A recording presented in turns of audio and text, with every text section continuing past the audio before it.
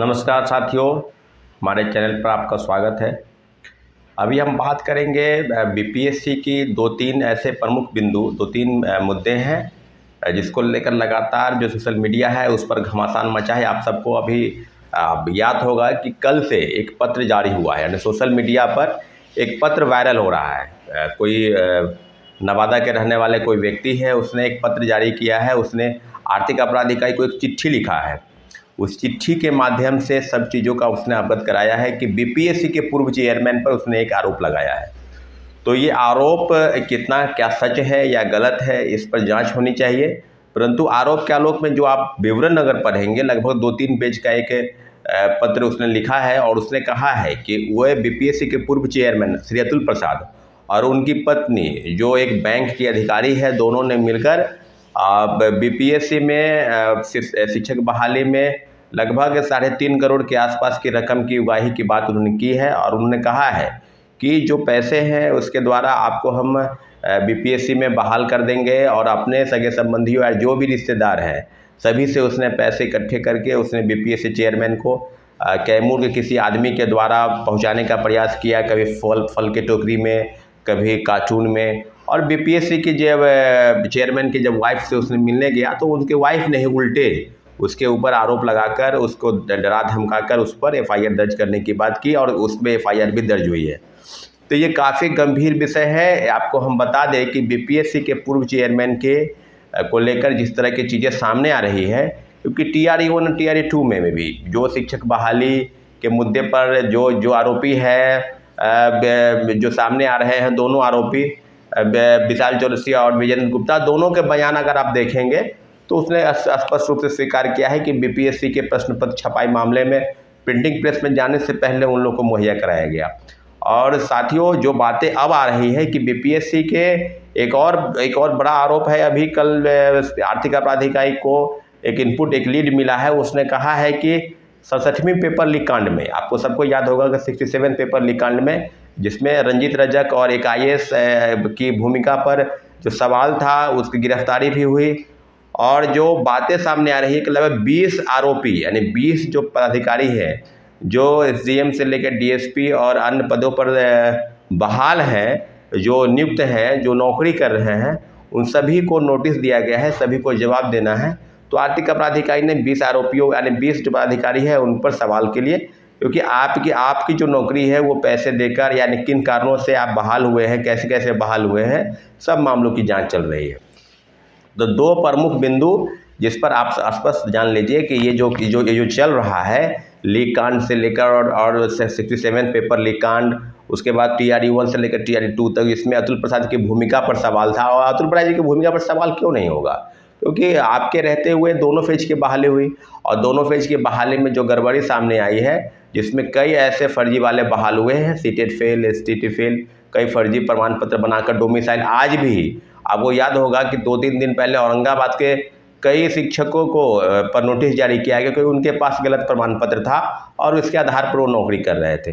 तो जाहिर सी बात है कि तमाम जिलों से जो सूची आ रही है, शिक्षा विभाग से, बीपीएससी और सब जगहों से, उसमें स्पष्ट तौर पर ये बात अब सिद्ध हो गया है कि TRE-1 और TRE-2 दोनों में गलत लोग पैसे देकर बहाल हुए हैं, क्योंकि TRE-3 में जो भंडाफोड़ हुआ है। और अभी तक आर्थिक अपराध इकाई ने बीपीएससी को जो नोटिस भेजा है, बीपीएससी के अधिकारियों से, पूर्व चेयरमैन से जो पूछताछ हुई है, क्या उसका जवाब अभी तक मिला है या नहीं मिला है, अभी तक इसका कोई न्यूज़ जो है वो मामला प्रकाश में नहीं आ रहा है। परंतु जो मामले सामने आएंगे उस पर सब पर तहकीकात की जा रही है। आर्थिक अपराध इकाई बेशक आगे बढ़ रही है, परंतु TRE-1 से लेकर TRE-2 तक जब बातें सप्लीमेंट्री रिजल्ट से लेकर और कई मामले को लेकर दबाने का प्रयास किया गया, बीपीएससी खुद सामने कह रही थी, कई तरह के दार्शनिक तरीके से बात कर रही थी। यहाँ तक कि TRE-2 में धारा 144 लागू था कि बीपीएससी के पास कोई भी व्यक्ति, छात्र, स्टूडेंट, अभ्यर्थी प्रोटेस्ट ना करे, उनको दबाने का प्रयास किया गया था। और निश्चित रूप से बीपीएससी की कार्यशैली पर अब जो सवाल है, उस सवाल या निशान खड़ा हुआ है, उसके तह तक जाने की बिल्कुल ज़रूरत है। और बीपीएससी पहले से कह रहा हूं कि बीपीएससी के पूर्व चेयरमैन अतुल प्रसाद की भूमिका बिल्कुल संदिग्ध है और उन पर जांच होनी चाहिए। और अभी जो मामला आया है जिसमें बात स्पष्ट हो गई है, हाँ, ये पत्र जो है ये सही है, गलत है, एफआईआर दर्ज होनी चाहिए थी क्या हुआ नहीं हुआ, लेकिन इतना ज़रूर है कि इस पर पुष्टि आर्थिक अपराध इकाई या बिहार की स्पेशल टीम जरूर करेगी, क्योंकि जिस प्रकार से सामने आ रही है बात कि उनकी और उनकी पत्नी द्वारा इस तरह की रकम की उगाही की गई और पैसे बदले में नौकरी दिया है। तो इस तरह की चीज़ें नौकरी देने के नाम पर जिस तरह की बातें हो रही है, उसमें बीपीएससी के पूर्व चेयरमैन की भूमिका और 67वीं पेपर लीक कांड में के बाद जो 20 अधिकारियों की विभिन्न जिलों में तैनाती है, उनसे पूछताछ के नोटिस दिया गया। तो 2 मामले पर अभी बात बिल्कुल अब स्पष्ट तौर पर सामने आ गई है कि भ्रष्टाचार के खिलाफ में अब कोई बड़ी बात नहीं रह गई है कि बीपीएससी में जो बहाली प्रक्रिया होती है उसमें किस प्रकार के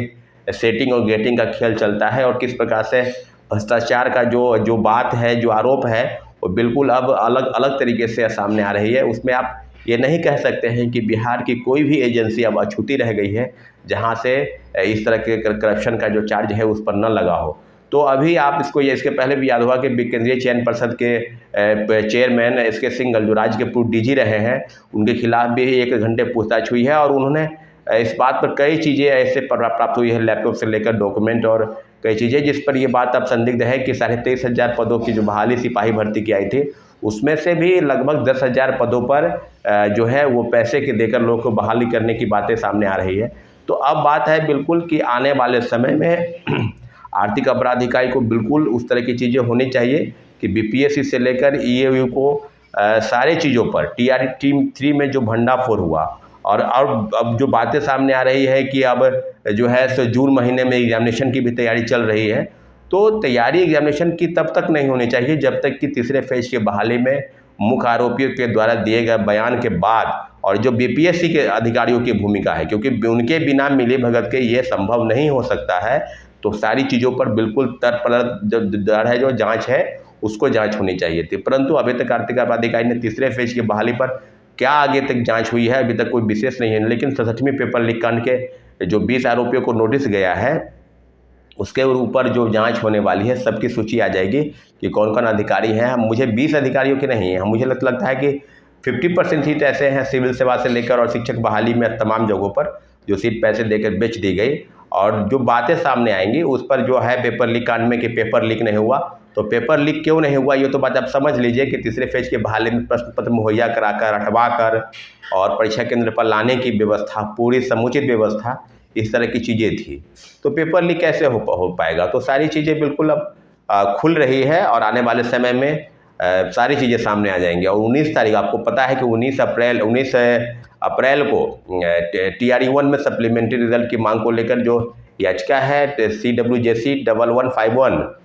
इसकी सुनवाई होने वाली है, इसकी तीसरी सुनवाई होने वाली है और सभी अभ्यर्थी इस पर बिल्कुल निगाहों के साथ इंतजार कर रहे हैं कि कोई ना कोई फैसला माननीय उच्च न्यायालय छात्रों के पक्ष में करने जाएगा। निश्चित रूप से हम लोग इंतजार करेंगे साथियों। धन्यवाद। जय हिंद।